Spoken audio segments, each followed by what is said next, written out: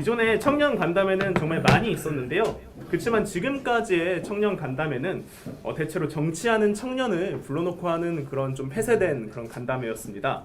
그래서 이번 행사는 실제로 생업에 종사하고 있는 20대들이 혹은 공부를 하고 있는 20대들이 편안하게 줌을 통해 참여해서 자신의 이야기를 진솔하게 할 수 있는 그런 간담회 자리를 준비했습니다. 특히 일을 하고 있는 20대가 참여할 수 있도록 안철수 대표님께서도 시간을 오전이나 오후가 아닌 저녁 식사를 하시는 시간대를 내주셨는데요. 실제로 현재 참석하고 계신 분들을 조금 살펴보도록 하겠습니다. 집에서 참석을 하신 분들도 보이고요. 손을 흔들어 주셔도 좋습니다. 학교에 계신 분도 보입니다. 네. 그리고 학교 연구실에 있는 분도 보이고요. 카페에 있는 분도 보입니다. 네. 정말 많은 분들이 지금 참여를 해주시고 계신데요. 이렇게 계속 카메라를 켜고 함께 소통을 하면서 댓글을 올려주시면 또 대표님께서 함께 확인해 주실 수 있습니다. 네. 그러면은 오늘 이 자리에 참석해 주신 안철수 대표님을 소개시켜 드리도록 하겠습니다. 저는 개인적으로 초등학교 교과서에서 처음 뵀던 분인데요. 안철수 대표님, 오늘 앞에 참석해 주신 100명의 청년들에게 인사 말씀 부탁드리겠습니다. 예, 이렇게 화면으로나마 만나게 돼서 정말 반갑습니다. 저 보통 때 같으면 사실 이렇게 한 공간에서 모여서 이야기를 나누면 제일 좋은데 지금은 참 특수한 환경에 사는 것 같잖아요. 근데 나중에 코로나19 우리가 극복하고 나면 이것도 또 나중에 추억이 되지 않을까. 아마 인류 역사에 남는 순간을 우리가 살고 있는 것 같거든요. 그래서 이 시기를 이제 잘 버티면은 좋겠다는 생각도 들고요. 잠깐 제가 한 말씀만 한번 드리고 싶어요. 살다 보면은 이렇게 좋은 시기도 있고 나쁜 시기도 있잖아요. 언제나 좋은 시기만 있는 사람도 없고 언제나 나쁜 시기만 있는 사람도 없어요. 근데 제가 조금 이렇게 지나다 보니까 좋은 시기에 얼마나 잘 되는가 보다도 어려운 시기를 얼마나 잘 견디느냐가 그게 그 사람의 운명을 결정하더라고요. 그러니까 좋은 시기에 조금 잘 되고 안 되고 이런 거는 크게 인생 전체에 영향이 없고요. 아주 어려운 시기를 어떻게 잘 보내느냐, 그때 잘못해서 바닥치면은 다시는 재기할 수 없거든요. 그렇지만 그때를 잘 이렇게 견디고 나면 거기가 이제 그 하나의 기본이 돼서 그 다음부터는 계속 올라갈 수가 있게 되는 것 같아요. 그런 생각들을 하게 되는데 지금 제가 살았던 때하고 지금 많이 다를 것 같아요. 여기 계신 분들, 제 딸이 30대니까 제 딸보다 어린 세대여서 지금 20대들은 어떤 생각을 하고 있는지 직접 현장의 목소리들을 듣고 싶고 이해하고 싶어서 이런 기회가 마련이 됐습니다. 진솔한 이야기들 많이 부탁드리고요. 저는 계속 듣기만 할게요. 마지막에 어떤 말할 기회가 있으면 좋은데 우선은 저 자유롭게 듣고 대부분 여러분들이 말씀을 해주시는 시간으로 삼았으면 좋겠습니다. 네, 좋은 말씀 감사합니다. 오늘 아무래도 청년들의 목소리를 듣기 위해 참석해 주신 만큼 더 의미가 있는 것 같습니다. 저희가 본격적으로 듣기를 시작하기 전에요. 저희가 요청이 굉장히 많았습니다. 다들 대표님과 함께 행사를 참여한 걸 SNS에 인증샷을 올리고 싶다는 분들의 요청이 있었는데요. 현장에 있는 저희가 인증샷을 찍어서 공유를 좀 드리고자 합니다. 괜찮으실까요? 예, 그럼요. 예, 저희가 한 화면에 25명까지 담을 수 있는데요. 워낙 많은 분들이 참여를 하고 계셔서 여러 번에 나눠서 좀 촬영을 하고자 합니다. 그래서 그럼 제가 어디 있으면 돼요? 가운데에 계시고 여기 그냥 있으면 돼요? 저기 있는 이렇게? 카메라를 봐주시고요. 저희가 하나 둘 셋 하면은 저희 참여하고 계신 분들은 손을 흔들면서 반갑습니다라고 할 거고요. 제가 또 하나 둘 셋을 하면 우리 대표님께서 반갑습니다라고 얘기를 해주시고 10초 동안 손을 흔들어 주시면 예. 뒤에 있는 화면을 바꾸면서 사진을 촬영하도록 하겠습니다. 그럼 해도 될까요? 네. 하나, 둘, 셋. 반갑습니다. 저도 하죠 뭐.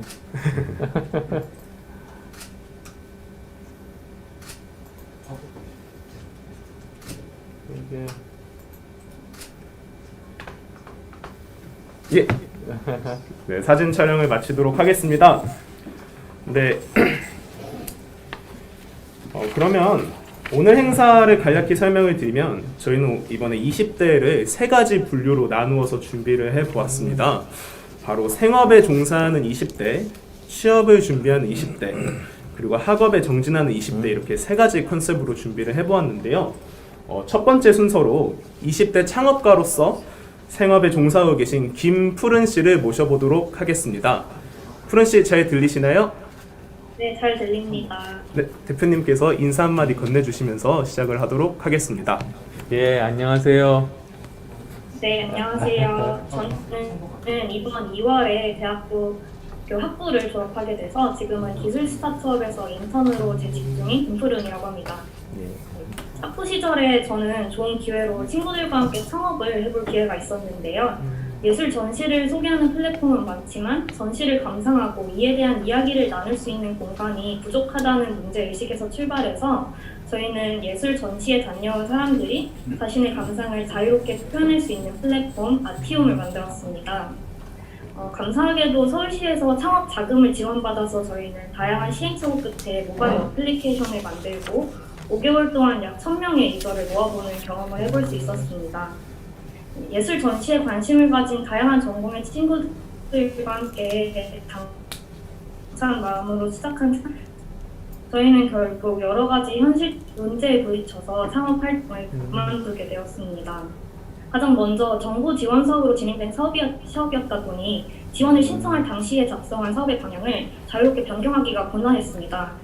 이는 스타트업의 운영 과정에서 종종 필요한 피보팅, 즉 사업 방향의 전환을 어렵게 해서 창업 활동의 유연성을 떨어뜨리기도 했는데요. 일례로 저희는 이제 앱의 정식 런칭을 시작하기 전에 베타 테스트를 통해 고객들의 이야기를 들어보면서 그런 잠재 고객들이 실제로 원하는 니즈를 새롭게 발견해 볼 수가 있었습니다. 그래서 이런 니즈들은 저희가 기획 당시에 생각해보지 못한 일들이었기 때문에 저희 팀원들은 아티움 서비스로 더 좋은 방향으로 이끌어갈 수 있는 새로운 기획들을 발견했는데요. 하지만 지원 사업의 규정상 신청 당시에 기재했던 내용에서 크게 벗어나는 방향으로의 피보팅이 어려웠기 때문에 좋은 기획이 있음에도 불구하고 기존의 기획을 따라갈 수밖에 없는 상황에 놓이게 돼서 많은 아쉬움이 있었습니다. 그래서 저희는 처음 시작하는 창업자의 입장에 고려해서 더욱 자유롭고 효율적으로 창업 활동을 진행할 수 있는 그런 방향으로 지원 사업이 발전했으면 좋겠다라는 생각을 하게 됐습니다. 그리고 또 안 대표님께서 이렇게 실제로 사업이 그런 입장을 반영한 그런 현실적인 정책을 만들어 주실 수 있을지 여쭤봤습니다. 그 마지막 질문이 조금 끊겨서 들렸는데요. 한번 다시 말씀해 주실 수 있을까요? 네. 네. 그래서 안 대표님께서 이런 실제 스타트업의 입장들을 반영한 현실적인 그런 창업 정책들, 그런 지원 사업 정책들을 만들어 주실 수 있을지 여쭤보고 싶습니다. 그럼 저 한 분 한 분 제가 말씀드리면 되나요? 예, 그러면 더 좋을 것 예. 같습니다. 사실은 처음에 아이디어 단계가 있고 그 다음에 거기에 대해서 그 일종의 그 컨셉 테스트라고 있어요. 자기 아이디어를 검증하는 단계가 있거든요. 그 다음에는 또 뭐 필요한 그 프로토타입을 만드는 단계, 이렇게 단계들이 많잖아요. 그래서 원래는 이 각 그 단계별로 그때 필요한 그 자금을 거기에 맞게 이렇게 지원하게 해야 돼요. 그리고 그 단계를 끝났을 때 그 단계의 목표, 마일스톤이라고 하잖아요. 그 마일스톤을 이루면은 그 다음에 필요한 자금을 받는데, 그게 그렇지가 않으면은 그 방향으로 아무리 나가도 창업자분들은 고생만 하고 정부는 정부대로 자금 지원해도 소용이 없잖아요. 그러면 거기서 새로 또 리스타트 할 수 있는 거죠. 다른 쪽으로. 그런 쪽으로 이 창업 관련된 프로그램들이 만들어져야 되는데, 지금 말씀을 들어보니까 그런 일종의 단계별로 마일스톤 방식으로 지원은 안 하는 것 같으네요. 사실 그런 마일스톤 방식으로 좀 다양한 프로그램들이 있긴 하지만 사실 좀 그런 아무래도 정부를 통해서 돈을 지원받는 사업이다 보니까 그런 서류 작업이나 이런 좀 규정들이 좀 스타트업에 좀 맞지 않게 돼 있는 부분들이 좀 많이 있는 것 같습니다. 예, 그런 것 같아요. 그러면 어쨌든 서울시에서 하는 여러 가지 스타트업 프로그램들이 있을 테니까 그 부분들은 현실에 맞게 바꿀 필요가 확실히 있는 것 같고요. 그래서 그 컨셉 테스트 아까 잠깐 제가 말씀드리다 말았는데 컨셉 테스트 혹시 해보셨어요? 그게 마케팅 툴이거든요. 네, 이제 그렇게 마일스톤을 저희도 세우고 다양한 검증들을 진행을 했지만 이제 검증을 하면서 이제 저희가 나타나는 뭐 새로운 기획들이나 새로운 방향들을 찾아도 조금 그런 쪽으로 저희 아이템을 변경하기가 좀 까다로웠다는 단점이 있었습니다. 그러니까 제가 말씀드리는 저 컨셉 테스트가 여기서 지금 이야기하신 피보팅 과정에 굉장히 도움이 되는 마케팅 툴이거든요. 마케팅 리서치 툴이죠. 예. 그래서 이런 것들을 좀 더 정형화해서 사실은 뭐 시에서 또는 정부에서 도와준다고 하면 이렇게 단계별 마일스톤을 짜는 것과 그 다음에 각 분야에서 컨셉 테스트를 어떤 식으로 해야 되고 이런 것들까지 사실은 교육이나 아니면 전문가 상담 같은 것들이 훨씬 더 필요한 것 같아요. 사실 그게 있으면 그 성공 확률을 굉장히 높일 수 있잖아요. 그게 좀 더 큰 규모로 돼 있는 게 아시는 억셀러레이터이고요. 근데 억셀러레이터 단계까지는 안 가도 아주 가장 초기에 그런 정도는 필요할 것 같다는 생각은 드네요. 아무래도 스타트업을 직접 만들어 보시고 또 되게 크게 만들어 보신 대표님이다 보니까 굉장히 구체적인 내용으로 또 토론이 되고 있는 것 같습니다. 예, 한 분하고 너무 이렇게 오래 시간을 보낼 수 있는지는 모르겠지만. 네, 아니 지금 너무 혹시 푸른 씨 혹시 해당 사안 외에도 혹시 또 하고 싶은 말씀이나 뭐 제안 드리고 싶은 게 있나요? 네, 저 또 한 가지 말씀드리고 싶은 게 있는데 바로 창업 공간 문제입니다. 저희는 기존의 학교 시설이나 인사의 공유 라운지 등을 틈틈이 사용하면서 뭐 기획회의나 외부 관계자들의 미팅 같은 거를 진행을 했는데 대부분의 팀원들이 졸업을 앞둔 시점에서 졸업 이후에 사용할 수 있는 공간을 찾기가 되게 막막했습니다. 저희가 지원 사업을 통해서 이제 이용을 할 수 있게 된 그런 공간들이 있긴 있었지만 저희가 사는 곳에서 너무 멀기 때문에 적절한 위치에 있는 공간들 같은 경우는 임대료가 너무 부담스럽기 때문에 저희는 이제 초기 창업자이고 좀 앱을 개발하고 운영하는 데에도 이미 좀 부담스러운 금액의 돈이 투입되어야 하는 상황에서 그러한 임대료까지 부담하기가 조금 어려웠습니다. 그래서 초기 창업팀들 같은 경우는 회의를 하고 업무를 볼 수 있는 정말 최소한의 환경만 갖춰진 공간이면 충분한데요. 그래서 자금이 부족한 창업들을 위한 좀 저렴한 창업 공간이 곳곳에 마련이 돼서 접근성이 개선된다면 좀 더 다채로운 그런 창업 아이템들이 활발하게 꽃피어날 수 있는 환경이 조성될 것이라고 생각합니다. 그래서 지금도 사실 그런 공간을 제공하는 정책이 꾸준히 있긴 한 것 같은데 이런 창업 공간을 좀 확대하는 것에 대해서 어떻게 생각하시는지 궁금합니다. 예, 저도 창업 공간 확대가 필요하다는 그런 입장이고, 좀 더 나가서 보면은, 사실 이렇게 IT 분야도 그렇고, BT 분야도 그렇고, 좀 인접 영역들이 있잖아요. 좀 비슷한 쪽에 일을 하는 사람들끼리 오다 가다가 만나고 네트워킹을 하게 되면, 거기서 아이디어도 생기고 시너지도 날 수가 있는 거거든요. 근데 그래서 그냥 뭐 인큐베이터 빌딩 하나만 이렇게 덜렁 있는 것이 아니고 사실 그 부분에 관계되는 사실은 대학의 분교 형태라든지 그리고 또 연구소라든지 그리고 또 창업에 관련된 그 전문가들, 컨설턴트들 이런 사람들이 모여서 있으면 훨씬 더 그게 많이 도움이 될 거예요. 실리콘밸리가 사실 그래서 그런 환경이 조성이 된 거거든요. 대학은 필수고요, 사실은.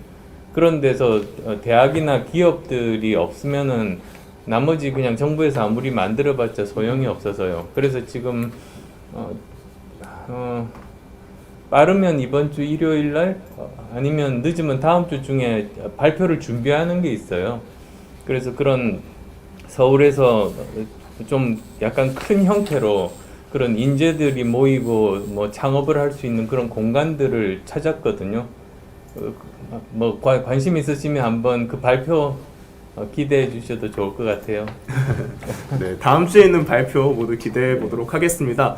네, 그럼 시간 관계상 이제 다음 분으로 넘어갈 준비를 해보도록 하겠습니다. 기술적으로 다음 사람으로 넘어가는데 조금의 시간이 걸리는데요. 그동안 댓글을 통해 올라온 질문 간단한 거 하나만 답변 괜찮으실까요? 네. 제가 지금 한번 댓글을 보고 있습니다. 최지연 27살 최지연 씨께서 혹시 암호화폐에 대해 어떻게 생각하시는지 물어봤는데요. 혹시 암호화폐 해보셨나요? 거래를 혹시? 저 사실 그 관련해 가지고 얼마 전에 강남에 있는 그 암호화폐 및 블록체인 하는 사람들이 모여서 살고 있는 곳을 가봤죠. 굉장히 흥미로웠었는데요. 지금 마치 인터넷이 처음 나왔을 때 그게 뭘 하면 좋을지를 사람들이 못 찾았어요. 그 기간이 한참 있다가 구글도 엄청나게 성공하고 그리고 저 페이스북도 나오고 이런 식으로 그 발전을 하게 됐거든요. 그 기반 하에서 그러니까 인터넷이라는 그 인프라 위에 그런 응용할 수 있는 제대로 힘을 발휘할 수 있는 영역들이 생긴 거죠. 저는 마찬가지로 블록체인도 같은 상황이라고 생각해요.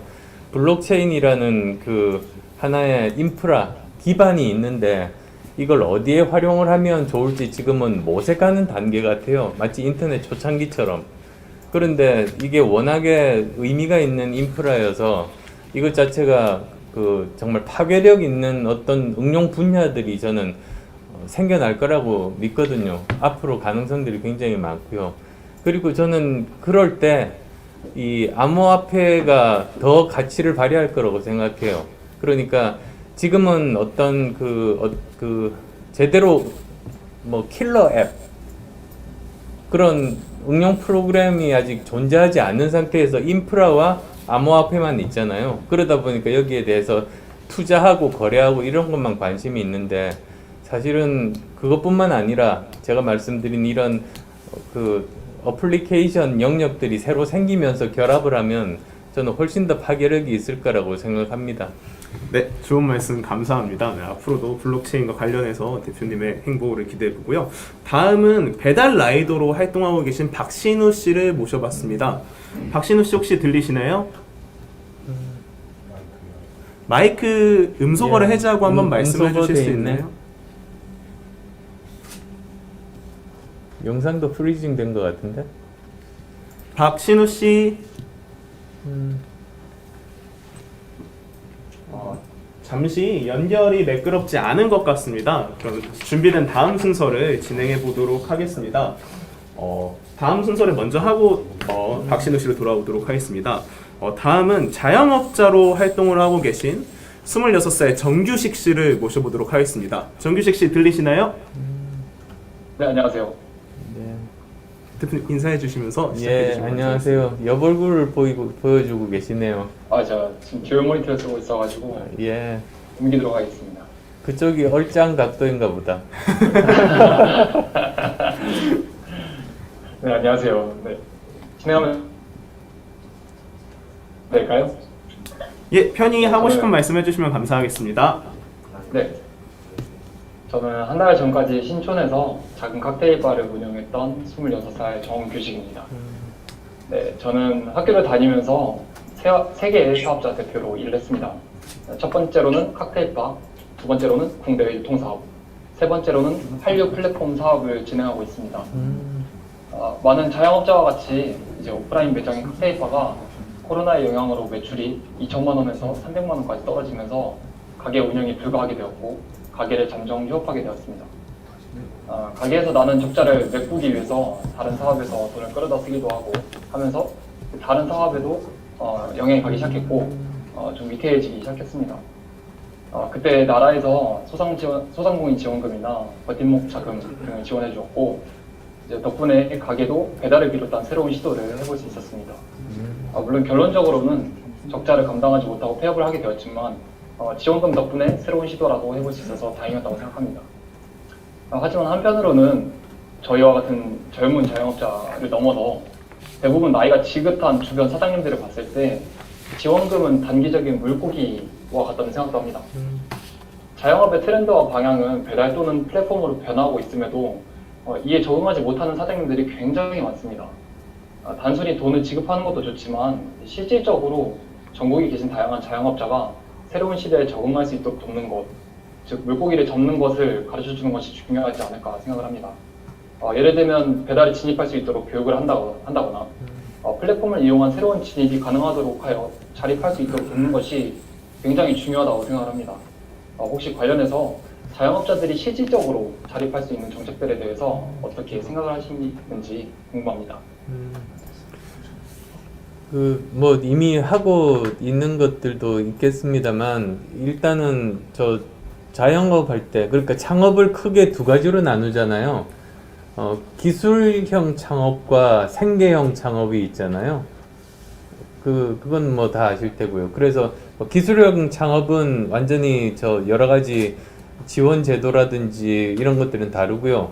사실 더 숫자가 많은 생계형 창업의 경우에는 제일 중요한 게 어떤 사업을 할 것인가, 그리고 또 두 번째로는 어느 위치가 그것이 제일 적합할 것인가, 그 다음 또 세 번째로는 이 사업이 어느 정도 매출이나 구성을 가지면 지속 가능할 것인가, 이런 것들을 면밀히 검토를 한 다음에 이걸 시작을 하는 게 맞잖아요. 예를 들면 뭐 장사는 잘 되는데 임대료가 너무 비싼 위치에 있다 보면 그건 또 지속 가능하지 않는, 그래서 그런 것들도 미리 다 검증을 해야 돼요. 보통 생계형 창업에 나서는 분들이 이렇게 재무제표 같은 것들 제대로 잘 못 보는 분들도 많기 때문에 그것도 사실은 도움을 드려야 되는 게 맞거든요. 근데 이렇게 어떤 아이템, 어떤 그 위치 같은 거는 그 빅데이터와 인공지능을 가지고 빨리 어드바이스를 할 수 있잖아요. 서울시에서도 그걸 한다는 얘기는 들었는데 지금 하고 있는지는 제가 확인은 못했어요. 근데 그것도 인공지능이 했다고 다 정확하거나 좋은 건 아니거든요. 인공지능이 추천하는 그 어떤 사업 업종과 위치가 정확하려면 거기에 우선 데이터들을 많이 넣어서 어떤 기업들이 성공했는지 학습을 많이 시켜야 돼요. 그러니까 이 인공지능이라는 것도 성능이 좋아야 조언이 가치가 있는 거지. 굉장히 초보 수준이면은 오히려 그거 믿고 따라하다가 망할 수 있어요. 그래서 서울시에서 만약에 그런 서비스를 한다면 처음부터 그냥 성능이 별로 좋지도 않은 인공지능과 빅데이터 가지고 막 이렇게 나서는 건 굉장히 위험한 일이고, 저는 그럴까봐 굉장히 우려되거든요, 사실은. 제대로 어느 정도 검증이 된 그런 걸 가지고 아까 말씀드린 그런 사업 영역과 그리고 사업 입지, 그 다음에 그런 것에 바탕에서 그러면 여기서는 어느 정도 매장 크기에 몇 명의 종업원이 어떤 재료들을 원가가 어느 정도 드는지를 가지고 사업성을 검증해 주는 사람이 꼭 있어야 될 것 같아요. 이 세 번째를 많이 생각하거나 지원해 주지 않는 것 같거든요, 정부나 서울시에서.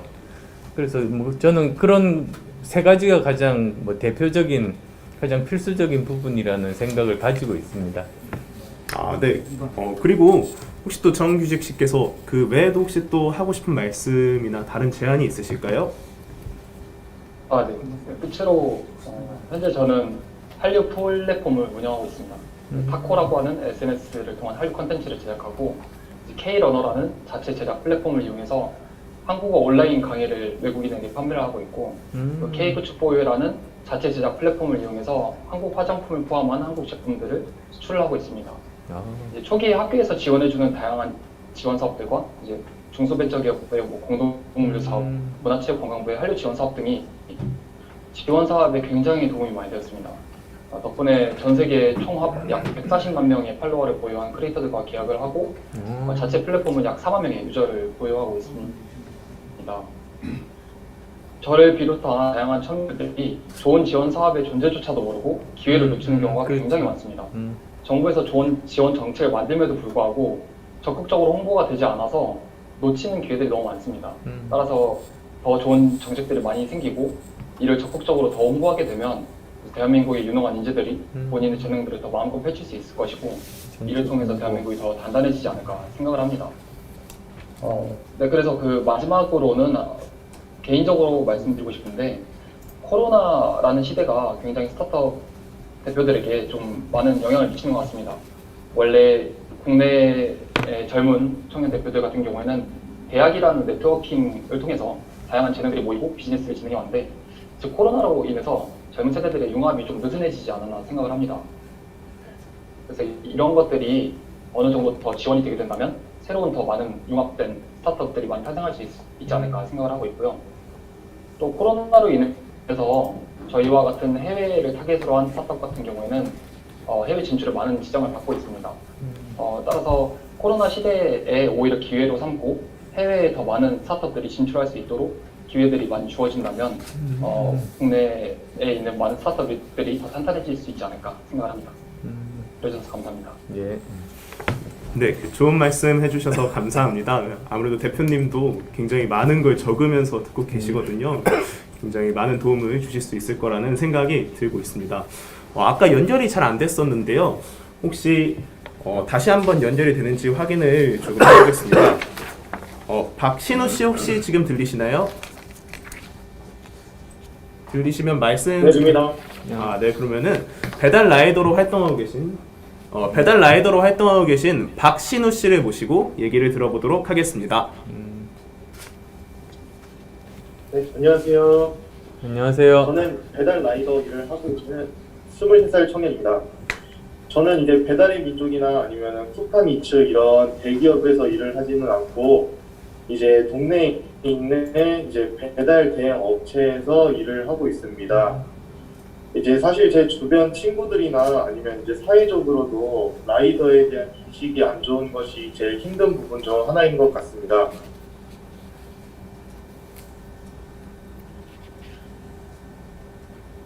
물론 몇몇 우리 말과 행동도 없는 문제라고 생각합니다. 실제로 저도 이 일을 하기 전까지는 그런 생각을 하고 있었던 것도 사실이고요. 그런데 막상 이 일을 해보니까 이제 그런 문제들도 심하다는 생각이 들었습니다. 우선 기본적으로 배달이 늦어져서 이제 손님이 환불 요청을 하다 보면은 그 음식들은 배달은 비로 다 넣어줘야 합니다. 그러다 보니 이제 음식 매장과 이제 배달 업체 양쪽에서 이제 빨리 가라고 운전 중에도 수시로 전화로 이제 재촉하기도 하기 때문에 더 최대한 빠르게 배달하기 위해서 어쩔 수 없이 이제 무리한 신호를 할 여러분들이 배달 받으시는데 신호를 할 경우에는 절대 맞출 수가 없는 시간들이 대부분입니다. 심지어 이제 점심 시간이나 아니면은 이제 배달량이 많은, 예를 들어서 제가 이미 같은 지역에 서너 개의 콜을 받아서 배달하고 있는데 갑자기 멀리 떨어진 이제 지역의 배달을 업체에서 갑자기 끼워 넣기도 합니다. 제가 받고 싶지 않아도 이제 이 강제 콜은 거절 버튼이 없이 수락 버튼밖에 나오지가 않기 때문에 울며 겨자 먹기로 무리하게 배달을 할 수밖에 없습니다. 거기다가 이제 그런 강제 콜 같은 경우에는 배달 시간이 오래 걸릴 수밖에 없는데 그만큼 환불 요청이 뜨는 경우도 많기 때문에 더더욱 급해지는 부분이 더 많은 것 같습니다.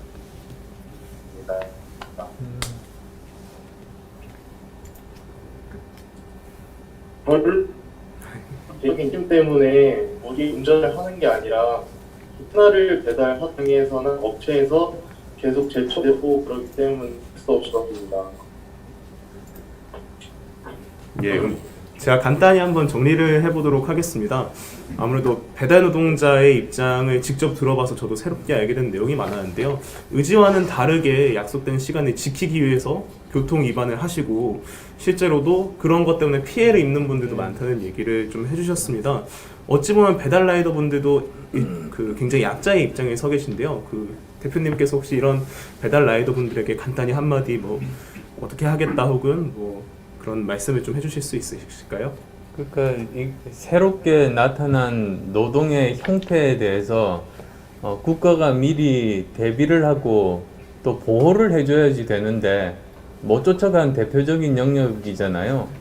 이걸 저 뭐 영어 표현으로는 기그 이코노미라고 해서 어디 회사에 정규직으로 일하는 것이 아니고 자신의 재능을 이렇게 나눠서 쓰는 그런 노동자분들이 굉장히 늘어나고 있고 거기가 더 많아지는 추세로 지금 가고 있거든요. 특히 코로나19 때문에 이 경향이 가속화된 것 같아요. 전 세계적으로요. 그래서 정말 저 말씀하셨던 어떻게 하면 이 노동 환경을 보호할 수 있을지, 그리고 또 4대 보험이라든지 이런 부분들에 대해서 어떻게 국가가 접근해야 될지, 그런 거는 이미 몇 년 전에 고민을 했었어야 됩니다. 사실 지금 나온 분야가 아니거든요. 근데 굉장히 좀 늦었습니다만 저도 아주 많은 좀 문제의식을 가지고 있는 그런 분야이기 때문에요. 서울시장이 할 수 있는 일과 그리고 국회에서 법으로 할 수 있는 일이 따로 있어요.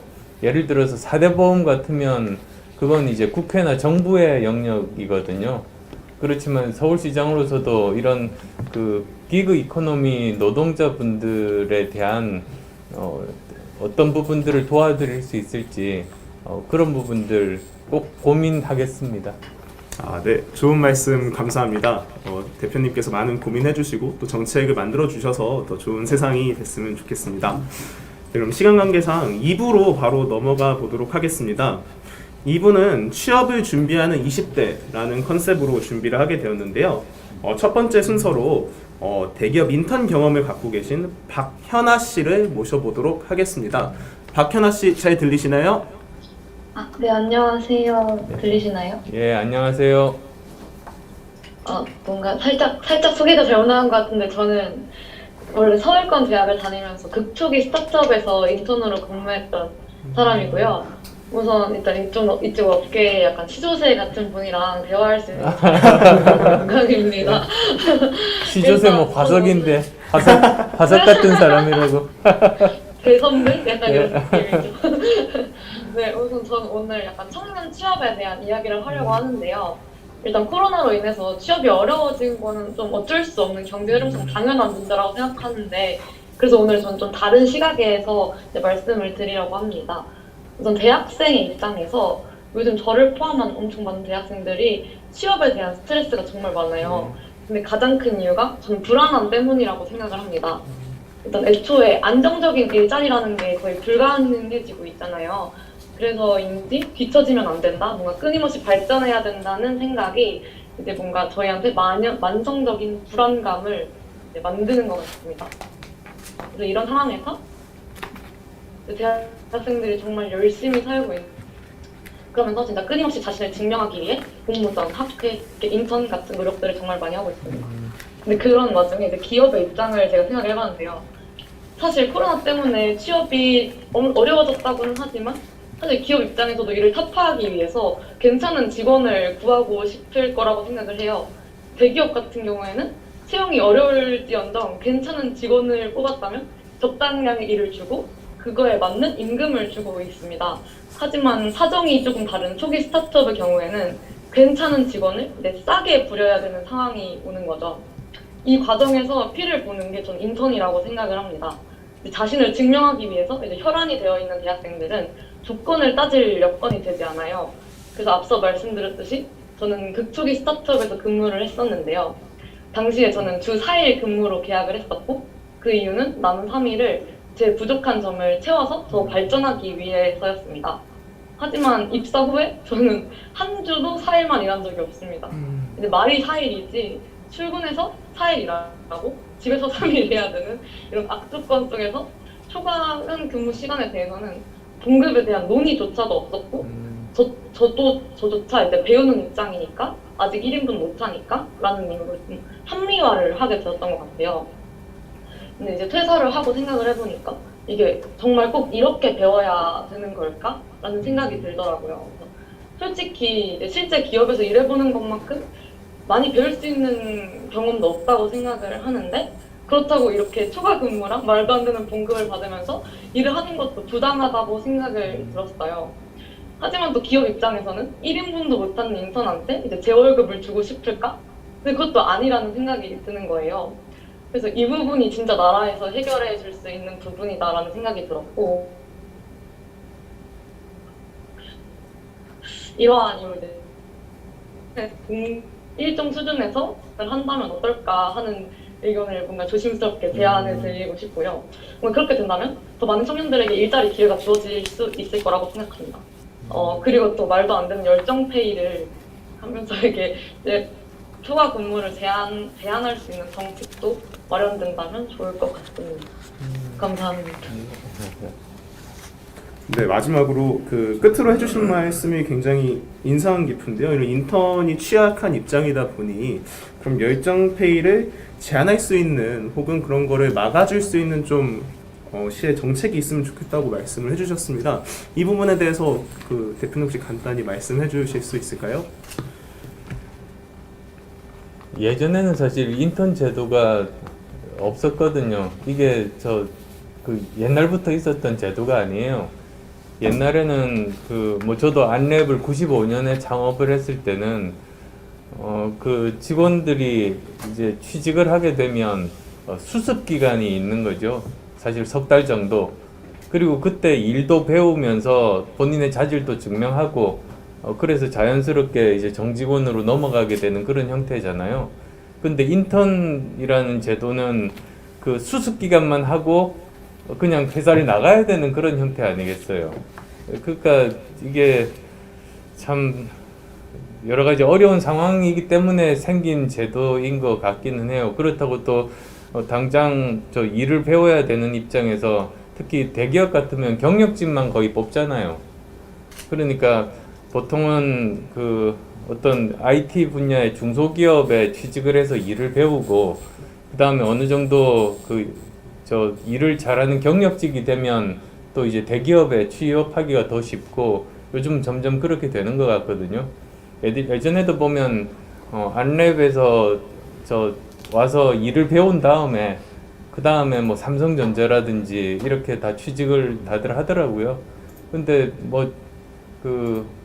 그런 와중에서 사실 그 인턴 제도라는 게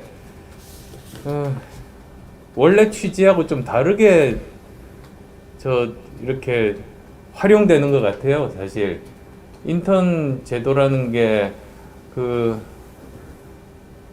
일을 배우고 시키는 건 아니거든요. 그냥 어떻게 보면 사실 인턴이라는 거는 사회에 처음 첫 발을 딛는 사람들에게 경험을 하게 하는 거지. 거기에서 어떤 기업에 필요한 성과를 요구하는 그런 거는 또 인턴은 아니에요. 기본적으로. 근데 지금 하시는 말씀 들어보니까 주말도 없이 일을 해서 뭔가 성과물을 계속 주신 것 같아서 참 요즘 갈수록 이렇게 취업 시장이 각박해지다 보니까 여기까지 오게 됐구나 그런 생각들이 드네요. 네, 아무래도 정리를 잠깐 해봐도 괜찮을까요? 예, 우선 한번 말씀해 주시고요. 네, 아무래도 인턴 제도라는 게 대표님 말씀대로 경험을 쌓아보고 일을 해볼 수 있는 기회인데 조금은 변절된 그런 케이스들이 많이 보이는 것 같습니다. 대표님께서도 힘이 되시고 여력이 되신다면 그런 제도들을 보완해 주시면서 청년들이 많은 경험을 쌓을 수 있는 제도를 좀 만들어 주시면 좋을 것 같습니다. 혹시 박현아 씨 마지막으로 간단하게 뭐 드리고 싶은 당부나 하시고 싶은 말씀 있으시면 말씀하시고 간단히 인사 말씀 나누면 좋을 것 같습니다. 네. 일단 인턴에 대해서 좀 더 자세하게 말씀해 주셔서 너무 감사하고 이 부분이 잘 해결됐으면 좋겠다는 생각이 듭니다. 감사합니다. 그리고 또 열정페이 부분, 그 부분은 저는 제도적으로 그거를 막을 수 있는 거를 이미 제안을 한 바가 있거든요. 그래서 그 부분들에 대해서 정부에서도 감독관 같은 그런 형태도 도입하고 또 기업에 대해서도 그런 부분들에 대해서 처벌 규정도 있고 그런 식으로 가야 된다고 이미 저는 입장은 밝힌 바가 있는데 그게 아직 제도화는 안 됐어요. 그래서 이런 부분들은 국회 몫입니다. 서울시장이 할 수 있는 부분은 아니지만 저희가 또 같이 일하는 국회의원들도 있으니까 이런 부분들도 제도화할 수 있도록 노력하겠습니다. 네, 좋은 말씀 감사합니다. 다음 순서로는요, 저희 이번엔 인턴분을 모셔봤다면 다음은 임용고시를 준비하고 있는 새로운 패널분을 모셔봤습니다. 현재 사회복무요원으로 근무하고 있으면서 임용고시를 준비 중이라고 하시는 강혁 씨를 모셔보도록 하겠습니다. 강혁 씨 혹시 들리시면 말씀 한번 해주실 수 있으신가요? 네, 안녕하세요. 예, 안녕하세요. 네, 안녕하세요. 현재 사회복무요원으로 근무하고 있고 체육교과 임용고시를 준비하고 있는 27살 강혁이라고 합니다. 저는 모든 시험이 동등한 2020년 월양진의 임용당리라는 학원에 확진자가 발생하였습니다. 당시 학원을 다니고 있던 저와 수강생들은 시험을 하루 앞두고 있는 상황에서 급하게 검사를 받으라는 문자를 받고 상당히 당황했었습니다. 검사 결과가 하루가 걸린다고 알고 있었고 오후에 급하게 보건소로 가서 혹시나 검사 결과를 받지 못해서 시험을 응시 못하게 될까봐 떨었던 기억이 아직도 선명합니다. 저와 같이 불안감에 떨었던 많은 고시생들이 시험을 제 실력으로 치르지 못했고 검사를 받았어도 검사 결과가 양성이 나와서 아예 응시를 하지 못하는 안타까운 이들도 저희 학원에서 약 67명 정도가 나왔습니다. 그 중에 제 동기도 있었는데 백신에서 시험을 보고 있을 때 자가격리소에 있는 병상 침대에 누워있다는 소리를 듣고 상당히 가슴이 아팠던 기억이 있습니다. 현재 코로나가 창궐한 시국에 확진자들을 격리시켜 사태를 진정시키고자 하는 의도였다고 어떻게든 이해를 하려고 했었습니다. 그러나 임용고시가 치러지기 불과 며칠 전 치러진 대수능에서는 임용고시와 같은 대처가 적용되지 않았습니다. 즉 대수능에서는 코로나 확진자도 시험을 응시하게 학교를 마련하여 격리자들은 격리자들끼리, 확진자들은 확진자들끼리 시험을 볼 수 있는 환경을 만들어줬다는 것입니다. 두 시험 모두 1년에 기회가 한 번밖에 없는 시험이라 그 중요성은 이루 말할 수가 없습니다. 그런데 이렇게 대처해서 차이가 난다면 임용고시보다는 대수능이 더 중요한 것처럼 보입니다. 저에게 있어서는. 비록 시험을 보는 모집단이 크게 차이가 나지만 이러한 대처의 차이는 시험에 마치 경중이 있는 것처럼 생각되게 합니다. 시험은 미래를 이끌어 나갈 청소년들과 청년들이 꿈을 이루는 장입니다. 만약에 시험에 경중이 존재한다면 그것은 젊은이들의 꿈의 가치를 비교 우위에 두는 것과 같기에 저는 이것이 올바른 가정이 아니라고 생각합니다. 따라서 향후에 젊은 층들이 치르는 시험에 있어서 이와 같은 일이 일어나지 않고 공정한 환경이 조성되는 것이 되게 중요하다고 생각합니다. 청년 실업이 심각한 현 세태에 청년들이 이렇게 꿈을 이룰 수 있도록 의원님께서 좀 힘을 써주시면 감사할 것 같습니다. 네, 좋은 말씀 감사합니다. 아무래도 현재 20대가 가장 중요시하는 가치가 공정이라는 키워드인 것 같은데요. 이런 공정한 세상을 만드는 데 있어서 대표님의 입장은 어떠하신지 좀 간단히 얘기해 주시면 좋을 것 같습니다. 저는 지금 말씀하신 분한테 100% 공감해요. 그러니까 뭐 사기업은 둘째치고 국가에서 관리하는 시험들 있잖아요. 그러면 그게 대학 수능이 됐든 아니면 뭐 임용고시가 됐든 그건 저 모든 사람들한테 어떤 방법으로든 기회를 줘야 되잖아요. 저는 그게 국가의 의무라고 생각합니다. 그래서 코로나 확진자라도 본인이 시험 볼 의지가 있는 분들은 어떻게 해서든 환경을 마련해서 시험을 보게 해야죠, 사실. 그래서 지금 말씀하신 이런 부분들은 국가가 제대로 제 역할을 못한 어떤 대표적인 사례 같아요. 각각의 개인들이 1년 동안 준비하면서 그 사람이 인생의 모든 걸 걸고 하는 시험인데 그걸 본인의 아무런 잘못도 없이 확진됐다는 이유만으로 시험 기회가 박탈당하는 것만큼 저는 이게 불공정을 넘어서 불합리한 것 아니겠어요? 그래서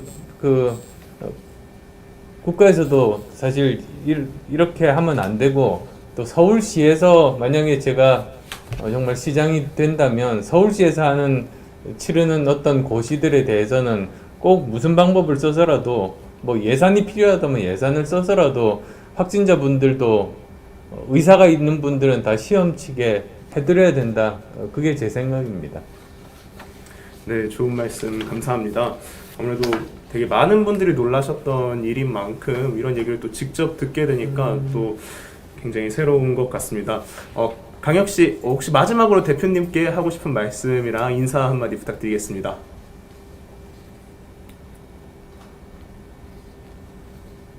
네, 일단 얘기 들어주셔서 일단 감사하고요. 앞으로의 모든 시험들이 다 대수능과 같은 정말 중요한 시험이라는 걸 모두가 알았으면 좋겠고 이제 공정한 환경에서 시험이 치러질 수 있게 힘을 좀 더 주신다면 감사할 것 같습니다. 예, 잘하겠습니다. 네, 감사합니다. 그럼 다음은 3부로 넘어가 보도록 하겠습니다. 저희가 3부는 학업에 정진하는 20대. 아마 되게 많은 분들이 차지를 하고 계실 것 같습니다. 학업에 정진하는 20대라는 컨셉으로 세 분의 패널을 모셔봤는데요. 첫 번째 패널은 가장 편하게 그냥 대학생 입장에서 현재 가장 어떤 점이 힘든지 어떤 이야기를 하고 싶은지 한번 들어보도록 하겠습니다. 황주호 씨 들리시나요? 네, 들립니다. 네, 간단한 인사 부탁드리겠습니다. 네, 안녕하세요, 대표님. 이제 저는 고려대학교 전기전자공학부에 재학 중이고 전역한 지 이제 반년 된 황주호라고 합니다. 해병대 갔다 왔습니다. 저는 해군 갔다 왔어요. 네, 알고 있습니다. 해병대 사단에서도 근무를 하셨다고 들었는데 이제 작년 8월 27일 날 전역을 하고 바로 5일 정도 만에 복학을 했었는데요. 이제 학교를 한 학기 이제 코로나로 인해서 정신없이 비대면을 다니고 하다 보니까 좀 불편한 점들이 몇 가지 있었습니다. 일단 첫 번째는 청년들의 부동산 관련 문제인데요. 이제 청년에 관한 몇 가지 이제 시리가 얘기를 하네요. 네, 이제 저 또한 집은 서울에 있는데 통학거리가 길어가지고 자취를 생각하고 방을 이제 알아본 적이 있었습니다. 학교 앞에서. 근데 이제 중원이 사정이 조금 힘든 대학생들에게 사실 그렇게 녹록치가 않았습니다. 저도 알아보니까 특히 저희 학교 안암동 기준으로는 좀 허름한 단칸방이어도 대학 근처에 방은 전부 이제 보증금 1,000만 원에 월세 50만 원으로 이제 항상 기본을 시작을 하고, 그리고 이제 기숙사를 들어가려고 해도 특히 저희 학교는 수용률이 굉장히 적어가지고 거리로 인해서 대부분 학생들이 많이 들어가지 못하고 있습니다. 또 이제 그 이면에는 이제 원룸을 운영하시는 몇몇 임대인들의 이제 기숙사 건립 반대 등의 이제 마음 놓고 사실 공부하기 어려운 분위기가 사실 조성이 되어 있는데, 저도 이제 점점 학년이 올라갈수록 취준도 하고 이제 시험 준비도 하면 이제 학교 근처에서 살면서 좀 짧은 거리 왔다 갔다 하면서 공부하는 게 더 편할 것 같아서 그렇게 방을 알아보다가 이제 지금은 사실 조금 멈춘 상태인데, 그래서 대표님이 서울시장에 되신다면 이제 청년 부동산 문제 해결 방안이 좀 있었으면 좋겠습니다. 그리고 두 번째는 이제 복학을 했는데 나이는 아직 한참 어린 24살입니다. 이제 아직 뭐 사회 초년생도 아니고 그냥 아직 어린 대학생인데 사회가 이제 바라보는 시선 자체가 단지 그냥 꼰대 같고 군대 얘기만 하는 이제 군무새, 흔히 말하는 군무새 복학생입니다. 이 국방의 의무를 다 하느라 약 2년간 시간을 어떻게 보면 국가에 희생하는 이제 군 제대 복학생들에게 뭐 최소한의 지원 정책이나 아니면 사회 변화에 적응하고 인간관계 단절하는 그런 문제에 대해서 해결 방안이나 아니면 궁극적으로는 사실 사회적 인식 개선이 있었으면 좋겠습니다. 이상입니다. 예. 저 우선은 부동산 말씀부터 드리면 저도 지금 저 말씀하신 부분들을 정말로 중요하게 생각해요. 근데 지금 현재 정부에서 청년 임대주택이라고 해서 30만 호 정도를 공급하겠다고 발표를 했는데 실제로 완공된 쪽을 가보면 보증금 뭐 몇 천만 원, 그 다음에 또 임대료 뭐 100만 원 이상, 월세가 100만 원 이상, 그리고 또 관리비는 또 따로 이런 식이더라고요. 그러니까 말만 청년 임대주택이지 청년이 들어가기가 불가능한 거예요. 그래서 저는 서울시에서 따로 정말 청년이 들어가서 살 수 있는 청년 임대주택을 짓겠다. 그게 어떻게 가능하냐면 그 철도가 육상으로 다니는 게 있어요. 그거를 지하로 하면은 그 위에 이제 저 땅이 마련이 되잖아요. 거기에다가 주택을 지으면 그 땅값은 거기에 포함이 안 돼요. 그리고 주상복합이다 보니까 상가를 임대한 돈이 있어서 그게 또 임대료를 더 깎을 수가 있어요. 그렇게 보면은 뭐 절반 이하로 사실은 그걸 여러 가지 비용들을 줄일 수가 있는 거거든요. 이제 그게 하나인데 그건 시간이 좀 걸리잖아요. 지금 당장은 안 되잖아요. 그래서 또 두 번째로 만든 정책이 그 보증금 프리 제도예요. 그래서 목돈이 없는, 보증금이 없는 학생들을 위해서는, 청년들을 위해서는 보증을 서울시에서 서주는 거예요. 그러면 금융기관이 이제 집주인한테 보증금을 이렇게 주잖아요. 그러면 이제 금융기관이 필요한 거는 이자를 받아야 되잖아요. 그러면 이자도 서울시에서 내주는 거예요. 그러니까 보증도 서주고 이자도 내주는 그런 방식. 그게 그 보증금 프리 제도입니다. 그래서 뭐 물론 그 학생들 형편에 따라서 어떤 기준은 있어야 될 거예요. 아주 형편이 좋은 사람한테까지 그 혜택을 줄 수는 없으니까. 그렇지만 이제 그 부분이 있으면 보증금이 없이도 이제 자기가 그 공부를 위해서 또는 직장을 다니기 위해서 이제 거주지를 선택할 수가 있게 되는 거고요. 또 세 번째로는 그 청년 주택 바우처라는 것을 도입을 할 겁니다.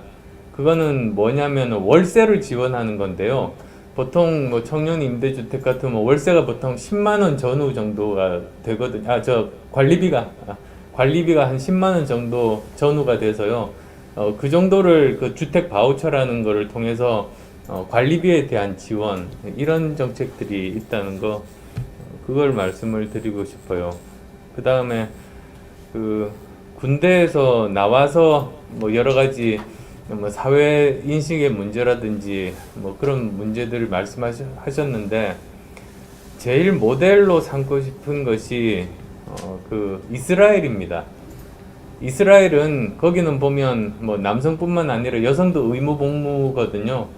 근데 거기는 좀 길어요. 2년이 아니고 제가 알고 있기로는 뭐 7년 이렇게 되는 걸로 알고 있는데, 근데 그 기간이 중요한 게 아닌 게, 고등학교 졸업하고 이제 거기 군대에 들어가면은 거기서 제대로 교육을 받아서 제대할 때면은 IT 분야의 최고의 전문가가 돼서 나오거든요.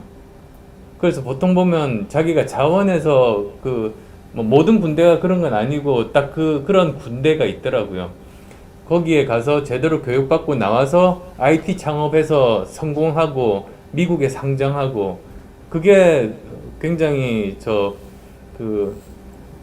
많이 볼 수 있는 그런 경로이더라고요. 그래서 그런 거를 좀 우리나라도 제대로 좀 도입을 해서 군대에 있는 기간 동안 국방의 의무도 다하고 나라도 지키면서 동시에 본인이 원하는 분야의 전문성을 쌓을 수 있도록 좀 더 제대로 적극적으로, 그러면 군대에서 이제 제대한 분들은 이 사람은 어느 정도 이상의 그런 일을 할 수 있는 사람이구나, 그런 마치 자격증을 받은 것처럼 그렇게 인식이 되게 될 수 있어요. 그렇게 돼야 되지 않을까, 그런 생각들을 합니다. 네, 좋은 말씀 감사합니다. 황지호 씨, 마지막으로 뭐 대표님께 뭐 하고 싶은 말 있으시면 하시고 넘어가도록 하겠습니다.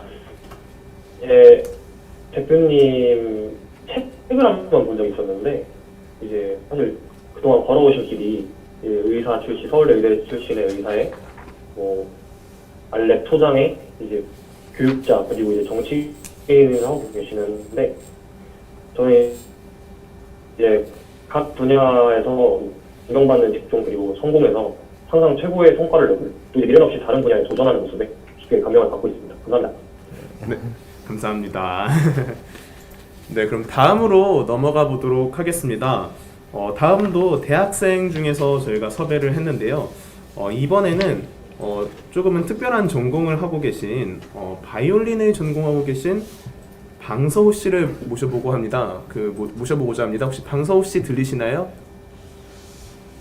네, 안녕하세요. 저는 서울에 거주하고 있고 순천 지역 대학교에서 음악대학 3학년에 재학 중인 방서우라고 합니다. 작년부터 코로나 시대를 맞이하여 한 해를 거의 통째로 대면 수업을 못하다시피 했습니다. 모든 학과에 해당되는 상황이지만 악기를 사용하여 전공 실기 레슨을 진행하고 만나서 합주하는 수업이 많은 음악대학 특성을 고려했을 때 비대면 수업은 내체능계 학생들에게 굉장히 불이익이 많은 시스템입니다. 또한 저희 학교의 경우는 코로나가 심할 때 전면 비대면으로 수업을 진행할 뿐만 아니라 몇 달씩 연습실과 건물을 폐쇄하기도 합니다.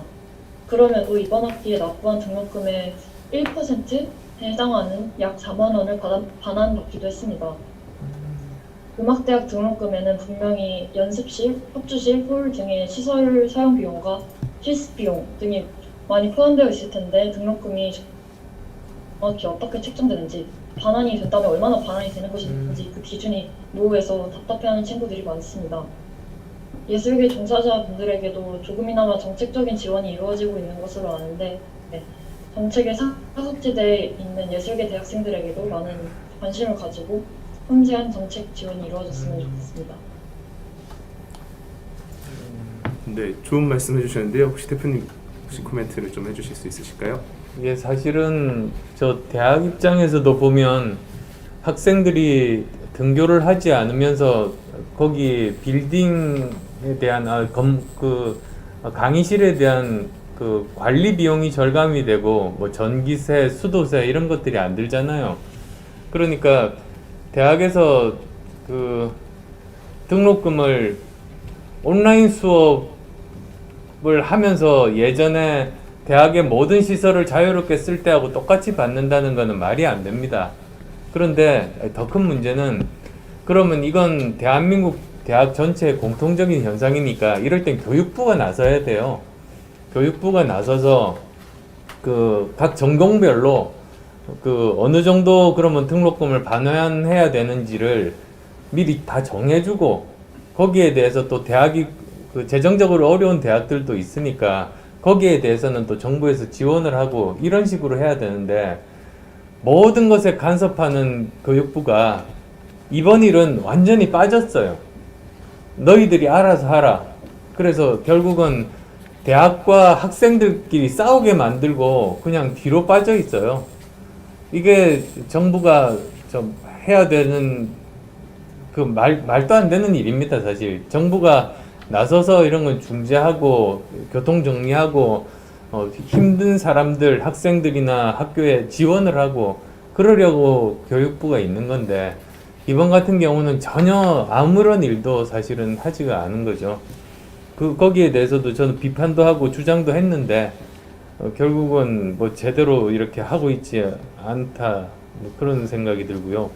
그 다음에 또 그 얼마 전에 대학로에 가서 공연예술 단체 분들을 뵀어요. 여러분이 나오셨던데 거기 말씀을 들어보니까 그 재난지원금이라는 게 코로나19로 인해서 그 장사를 못하는 그런 그 소상공인 그리고 또 그 영세 상인분들에게 지원을 해주는 거잖아요.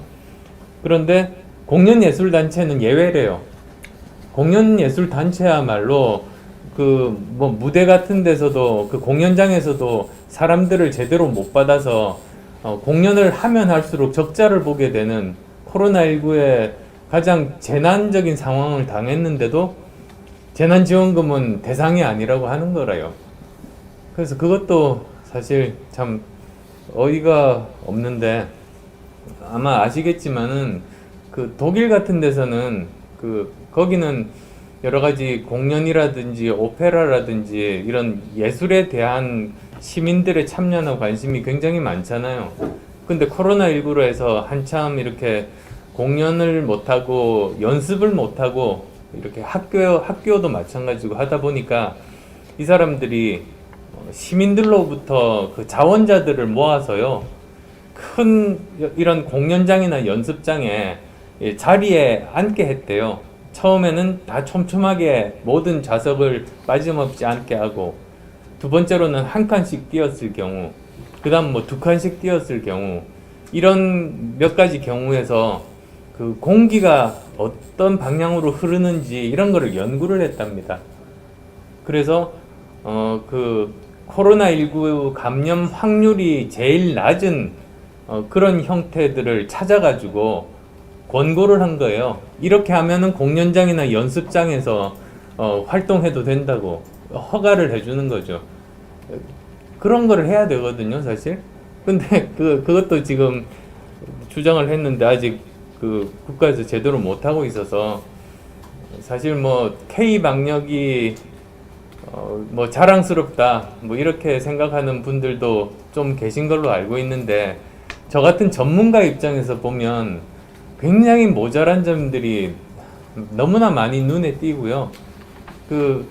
여기에 대해서 과학적인 기준으로 접근하고 실험을 통해서 이렇게 공연이 가능한 형태에 대한 권고를 하고 그래야 된다고 생각했는데 어쨌든 서울시부터라도 저는 그러려고 해요. 만약에 제가 이제 서울시를 맡게 된다면 그러면 서울시부터 먼저 모범적으로 이런 것들을 다 전파하고 뭐 서울시립대는 서울시장이 아마 이사장으로 알고 있습니다. 그러면 거기에 대해서도 먼저 좀 선도적으로 시작하면 다른 학교들도 보고 잘 되면은 따라할 수 있지 않을까 지금 그렇게 생각합니다. 네, 좋은 말씀 감사합니다. 시간 관계상 다음으로 넘어가려고 하는데요. 방서우 씨 혹시 마지막으로 대표님께 하고 싶은 말 있으시면 부탁드리겠습니다. 네, 그러니까 저는 대학생이어서 사실 대학생 입장에 내치는 게 입장인데 사실 이게 학생보다는 생계가 직결된 업으로 삼는 분들이 아마 더 힘들고 네, 그럼요. 너무 힘든 시간을 보내고 있을 거라 그쪽으로의 많은 지원과 정책이 이루어졌으면 좋을 것 같습니다. 예, 잘 알겠습니다. 네, 좋은 말씀 감사합니다. 네, 그리고 마지막 순서입니다. 학업을 정진하는 20대의 마지막 대학원생을 모셔봤는데요. 대학원생으로는 박주룡 씨를 모셔봤습니다. 박주룡 씨 혹시 들리시나요? 네, 안녕하세요. 예, 안녕하세요. 네, 안녕하세요. 저는 공과대학에서 석박사 통합과정 2년 차로 대학 원자핵공학을 전공하면서 학업에 전념하고 있는 대학원생 박주룡이라고 합니다. 제가 하고 싶은 이야기는 대학원생의 어려운 현실에 관한 이야기입니다. 대학원생이라는 신분은 소위 농담으로 노예라고 표현될 만큼 어렵고 소외된 사람들입니다. 저와 주변의 많은 대학원생 친구들은 종종 밤을 새기도 하고 못다한 업무 때문에 주말에 출근을 하곤 하는데요. 이 많은 양의 업무보다도 더욱 저희를 힘들게 하는 점은 대학원생이라는 사람들이 경제적으로 가장 어두운 사각지대에 고립되어 있다는 사실입니다. 저는 넉넉지 않은 인건비로 등록금, 집방 월세, 생활비를 삼중부담하며 살아가고 있습니다. 저희들은 다른 또래들처럼 사고 싶은 것도 많고 하고 싶은 것도 많은 나이이지만 많은 것들을 포기하고 살아야만 합니다. 경제적인 부담으로 학업을 정진하기 어려워하는 친구들도 많은데 대학원생이라는 신분은 지원이 많은 대학생과는 달리 정부의 지원과 관심이 너무나도 부족한 현실에 놓여 있습니다. 저희는 공부하는 학생이지만 대학생에 비해 장학 지원도 현저히 부족하고 저희는 일하는 근로자이지만 다른 근로자들처럼 근로장려금의 혜택도 일절 받을 수가 없습니다. 저와 같은 대학원생들은 열심히 공부해서 대한민국의 위상을 두고있는 세계적인 학자가 되고 싶은 사람들입니다.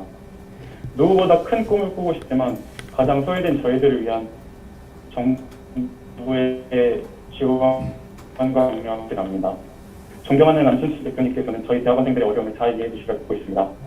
힘들어하는 대한민국의 대학원생들을 위해 대표님께 말씀 한마디 부탁드리고 싶었습니다. 그리고 사실 이 자리를 비워서 꼭 한 가지만 더 말씀드리고 싶은 게 있었는데요. 다름이 아니라 저는 대학원에서 원자력공학을 전공하고 있는데 탈원전에 얽힌 저의 고민들을 대표님께 꼭 말씀드리고 싶었습니다. 제 고등학교 생활기록부의 장래희망란에는 3년 내내 항상 원자력 연구원으로 채워져 있을 정도로 항상 원자력 연구를 꿈꿔왔습니다. 하지만 현 정부의 탈원전 정책으로서 저는 낙담을 하게 되었고 미래의 대한민국의 원자력을 연구하고 싶었던 저의 열정과 노력들이 산산조각 없어졌습니다. 대한민국의 역사가 만든 원자력이라는 거대한 학문과 산업이 한순간에 몰락하고 있는 와중에 월성 원전 감사를 앞두고 신내림을 받아 문건을 삭제했다던 산업부의 직원은 오히려 승진하고 있고 김정은의 관심을 받기 위해서라면 현 정부가 내세웠던 탈원전 기존 논리마저 군복하고 앞장서서 지어줄 준비가 되어 있다는 태도를 보고 있다면 탈원전 정책은 진정으로 누구를 위해 존재했던 것이었는지 원자력 학도들은 무엇 때문에 꿈을 포기해야 했고 학계와 산업계들은 무엇을 위해서 그 큰 희생을 해야 했는지 저는 너무 속상해서 공부하던 펜을 내려놓게 되었고요. 저는 더 이상 우리나라의 미래는 없다 하는 비관을 하게 되었습니다. 저에게는 공학자로서 선배이기도 한 안철수 대표님께 이 자리를 비워 한 가지만 여쭙고 싶었습니다. 제가 꿈꿔왔던 원자력공학을 믿고 계속 공부해도 될까요? 불분명한 미래로 불안했다며 공부하고 있는 저에게 과연 희망이 있을지 대표님께 여쭤보고 싶었습니다. 그 두 가지 중에 두 번째부터 제가 말씀드릴게요. 저는 희망 가지시라고 말씀드리고 싶어요. 왜 그러냐면 사실 이 원자력에 대한 그 부분이 지금 전 세계적으로 필요성은 더 증가하고 있는 것은 오히려 저보다 더 잘 아실 겁니다. 그러니까 결국은 그 탄소 배출을 줄여야 인류가 생존 가능한데 그러면 사실은 대안은 원자력 발전밖에는 없는 거거든요. 그러니까 지금 지구 온난화, CO2 가스 배출로 인한 지구 온난화가 정말로 심각하죠. 사실 코로나19도 사실 그것 때문에 발생된 거거든요. 결국은 박쥐와 인간이 몇만 년 동안 서로 떨어져 살고 있다가 이런 지구 온난화 현상 때문에 서식지가 옮겨지고 그리고 자연이 파괴되면서 거의 이렇게 접촉하면서 이런 것들이 5년마다 코로나19나 메르스나 사스나 계속 이렇게 만들어지는 것 아니겠어요? 그리고 사실 또 미세먼지 때문에 그 초과 사망률이라고 있어요. 만약에 미세먼지가 없었으면 더 살 수 있는 사람들이 미세먼지 때문에 죽는 게 1년에 전 세계적으로 뭐 몇백만 명 수준이 됩니다. 그러면 여기서 우리가 선택을 해야 되는 거잖아요. 지금 당장 CO2나 미세먼지 때문에 죽는 사람들을 보호할 건지 아니면 미래에 있을지 없을지도 모르는 원자력 발전의 위험을 대비해서 원자력 발전을 없앨 건지 그러면 사실은 이건 명확하거든요. 그런데 정부에서 지금 이런 정책을 펴는 것이 그 과학적인 마인드가 전혀 없다고 그렇게 생각을 해요. 과학적인 마인드가 전혀 없는 사람들이 나라의 중요한 운명을 결정하는 결정권을 가지다 보니까 정말 과학과는 반대로 비과학적으로 이렇게 가는 것 아니겠어요. 이런 걸 들게요. 저 공포와 위험이 있잖아요. 공포와 위험은 다른 거잖아요. 그러니까 비행기 사고는 나면은 죽을 확률은 높지만 비행기 사고는 저 당할 확률이 너무나 낮아요.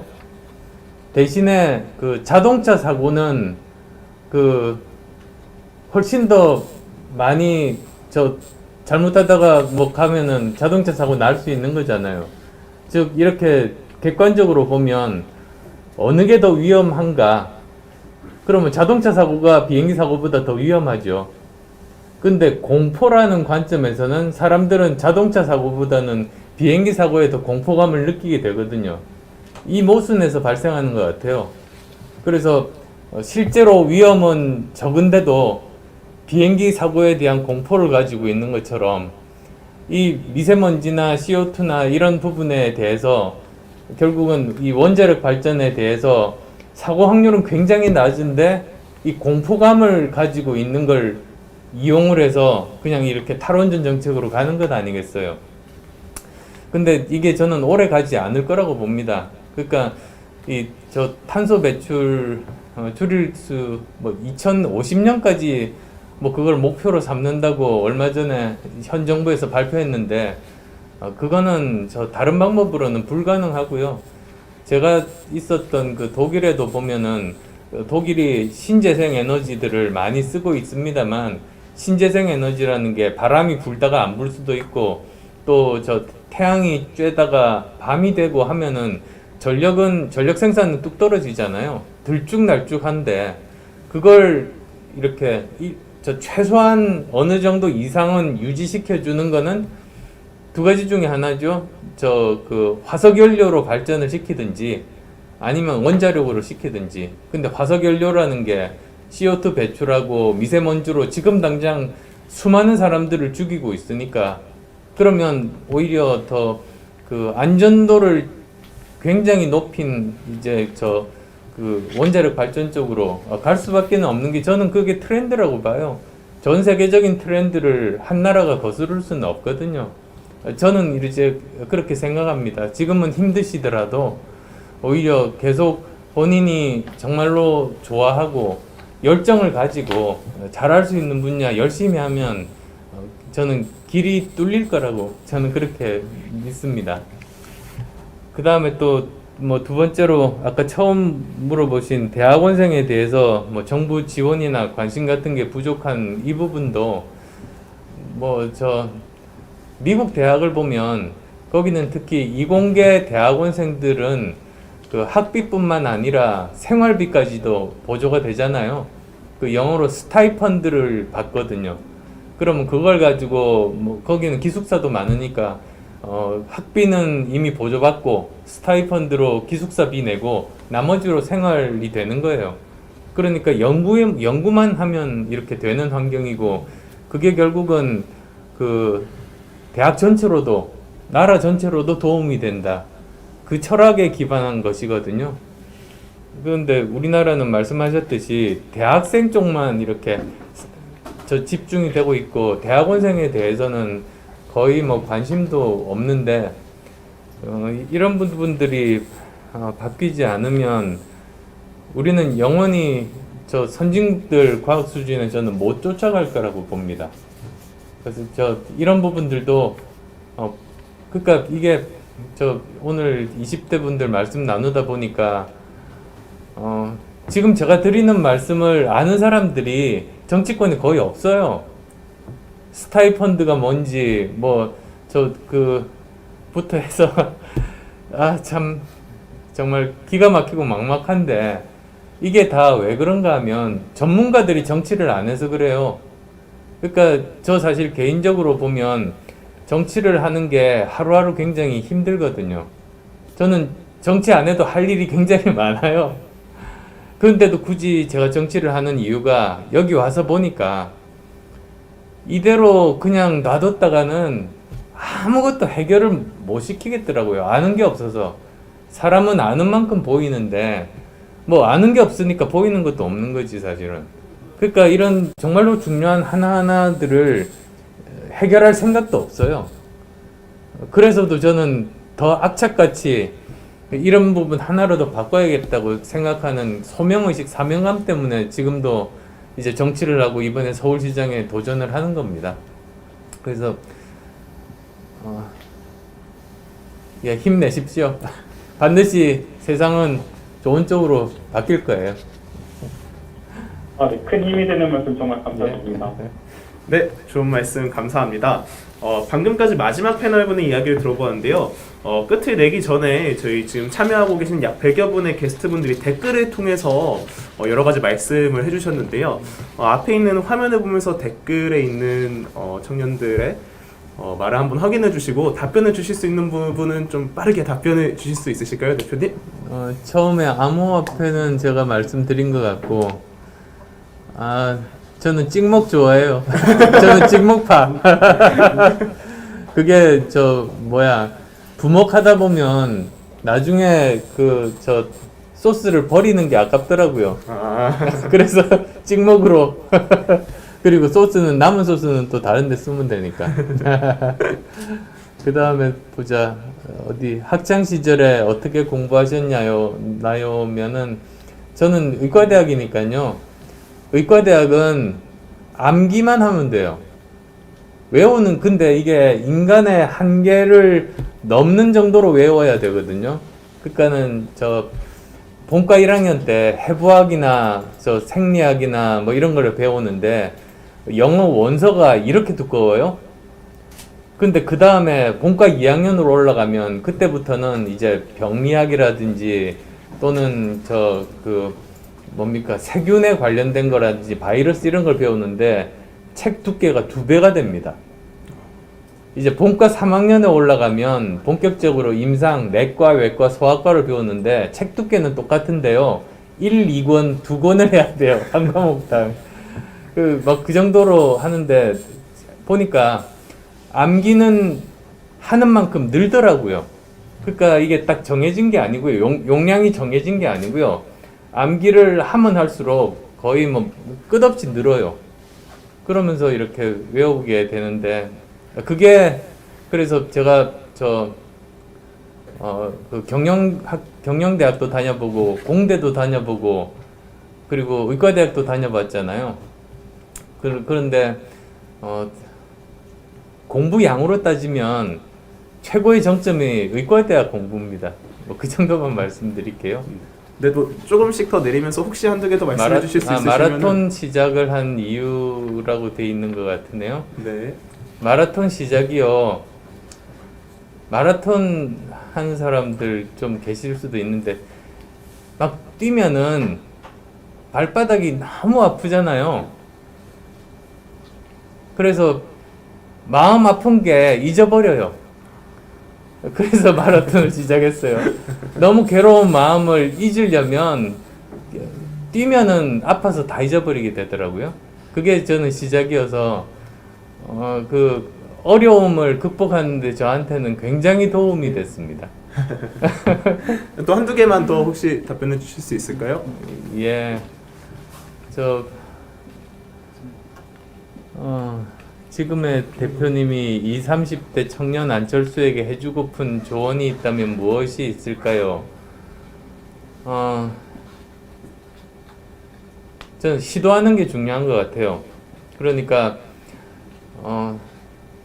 어떤 일을 처음 시작할 때 이게 성공할지 실패할지 모르잖아요. 그러면 겁이 나서 시도를 안 하게 되거든요. 근데 시도를 안 하면 정말 그 다음에 어떤 일을 성취할 수도 없고요. 그리고 실패하더라도 배울 수 있는데 그 기회도 없는 거거든요. 실패하는 거 두려워하지 마시라고 또 말씀드리고 싶은 게요. 실패가 인생 낭비, 시간 낭비, 날아가는 게 아닙니다. 실패를 하게 되면 어떤 분야에서 좌절을 하게 되면 그리고 근데 그걸 극복을 하게 되면 그것 때문에 나중에 더 큰 실패를 막고 더 큰 성공을 할 수 있는 게 되거든요. 스티브 잡스가 그랬잖아요. 스티브 잡스가 대학 한 학기 다녀보다가 다니기 싫어서 안 다니고 그냥 놀 수는 없으니까 자기가 듣고 싶은 과목 이렇게 흥미 있는 데를 갔대요. 근데 그 수업 중에서 보니까 무슨 글씨 쓰기 이런 수업이 있었대요. 그래서 그걸 이렇게 듣고 있었대요. 그거 뭐 자기하고 아무 상관도 없고 뭐 쓸 일도 없고 하지만 그게 이상하게 끌려서 그걸 배웠다는 거예요. 그걸 배우고 나서 한 10년 정도 후에 이 사람이 이제 애플 컴퓨터 중에 매킨토시를 만들 때 그때 처음으로 폰트 컴퓨터에서 글씨체가 다양하게 제공한 첫 번째 컴퓨터가 매킨토시잖아요. 그걸 만들 수가 있었던 거거든요. 그러면서 그 사람이 스티브 잡스가 깨달았대요. 인생에서 내가 하는 일들이 이렇게 점들인데 뭐 지금 한 일이 나중에 나한테 뭐 어떻게 쓰일지 모르지만 어쨌든 끌려서 한 일들이 점점 이렇게 흩어져 있는데 결국은 나중에 보니까 이게 다 연결이 되더래요. 그래서 그 사람 표현이 인생은 connecting the dots이다.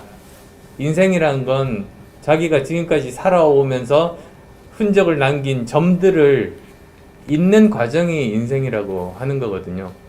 그리고 그게 비록 실패도 좋아요. 그게 있어서 다음에 그 더 큰 어려움을 막을 수 있는 계기가 되는 거니까 그런 경험들도 다 소중한 거거든요. 그런 마음으로 앞으로 어려운 길도 헤쳐나가시면 좋겠습니다. 워낙 좋은 말씀을 많이 해주셨는데요. 또 그만큼 또 질문도 많은 것 같습니다. 시간 관계상 딱 마지막 하나만 아주 짧게 답변이 가능하실까요? 좀 내리면서 대표님이 질문 하나만 좀 골라주시면 또 좋을 것 같습니다. 뭐가 있을까? 다들 관심사가 워낙 많아서. 부동산 종부세를 1주택자에게도 부과하는데 혹시 서민들의 내 집 마련에 대한 대책이 있을까요? 사실 요즘 보면은 이야기해보면 20, 30대 분들 이 주거 문제가 제일 심각한 것 같아요. 이번 정부 들어와서 특히 그렇고 그것 때문에 좋아하는 사람하고 결혼도 못하고 결국은 또 제가 상계동 살거든요. 상계동이 어떻게 보면 서울에 직장을 가진 직장인들이 거의 가장 먼 곳에서 출퇴근하지만 어쨌든 서울에서 살 수 있는 거의 마지막 지역인데 이 정부 들어와서 상계동의 집값 상승률이 1위가 돼가지고 전 25개 구 중에서 다들 의정부로 떠나고 그러는 모습을 보면 정말 가슴이 아프더라고요. 근데 그래서 저는 이제 무주택자들 있잖아요. 서민들 내 집 마련 대책 저는 3가지 정도가 있는 것 같아요. 우선은 정말로 어려운 분들에 대해서는 공공임대주택, 청년임대주택을 계속 공급을 해야 돼요. 그 다음에 또 두 번째로는 그 무주택자들 중에서 그래도 열심히 저축해서 남는 돈은 좀 모자라는 돈은 은행에서 빌려가지고 집을 살려고 하는 사람들이 많은데 자기가 돈 다 모아서 집 사는 사람은 이 세상에 없잖아요. 근데 지금 현재 정부에서 대출 규제로 그걸 막아버렸어요. 그래서 나머지 조금 부족한 돈 은행에서 빌릴 수만 있으면 되는데 그걸 막은 거예요. 그래서 그걸 풀어야 돼요. 그래서 직장을 다니고 지불 능력이 있는 무주택자들한테는 대출 규제를 풀어야 된다. 그 다음 또 3번째로는 이제 분양을 받잖아요. 아파트 청약할 때 보면 청약 점수가 부양가족 숫자가 많고 그 다음에 청약 통장 가입한 기간이 길고 뭐 이런 것들에 가점을 붙이다 보니까 20, 30대는 청약에서 당첨되는 건 불가능해요. 점수가 낮아가지고. 다 저 사실 나이 많으신 분들만 되거든요. 지금 당장 20, 30대가 집을 사야 되는데. 그래서 저는 이제는 이 그 아파트 청약 제도를 바꿔서 세대별 쿼터제를 도입해야 된다. 그래서 같은 세대끼리 30대끼리 경쟁하는 거죠. 30대끼리 그 뭐 가족수라든지 청약 저축 통장을 언제 만들었는지 그렇게 경쟁하는 게 그게 공정한 거 아니에요, 사실? 왜 지금같이 이상한 제도를 만들어서 이거를 그대로 하는지 저는 알 수가 없어요.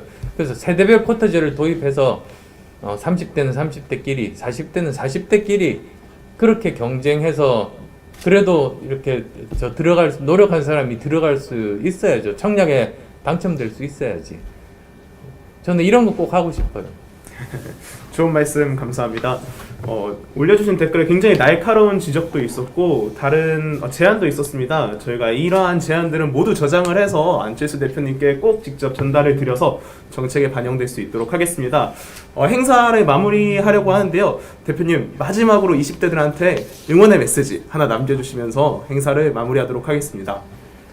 근데 원래 계획이 제가 더 많이 듣는 건데 너무 예전보다 말을 많이 한 것 같아서 좀 죄송스럽기도 하고요. 근데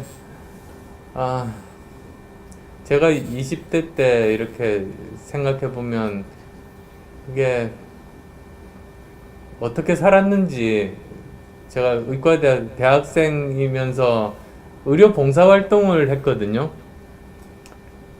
학생 때. 그러면서 또 제 아내를 만났어요. 그리고 저 작년에 대구에 의료봉사 같이 갔죠. 그래서 이게 보면 20대의 삶이 평생 그대로 이어지는 것 같더라고요. 그러니까 아마 지금 가지고 계신 꿈이나 노력하는 분야나 이런 게 사라지지 않거든요. 지금의 고민은 그게 사라지는 게 아니라 아까 커넥팅 드 닷 말씀하셨듯이 이렇게 쌓아가는 것 같아요. 계속 하나도 허투루 없어지는 경험이나 아픔은 없어요. 다 이렇게 쌓아가는 것이다.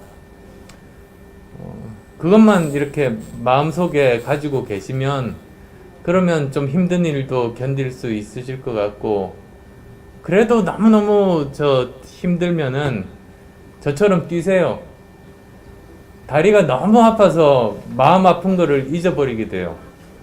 그렇게 견디면서 이렇게 살면은, 그러면 인생이라는 게 항상 나쁘기만 한 인생도 없고 항상 좋기만 하는 인생도 없거든요.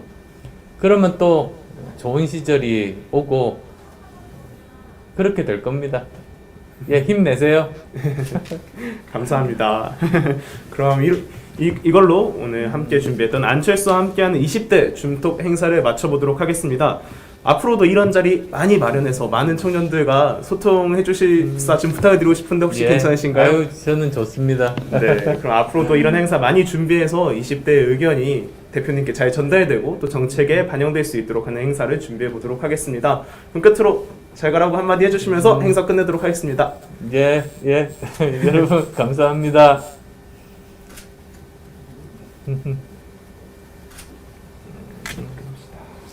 고생하셨습니다. 아이고 고생하셨어요.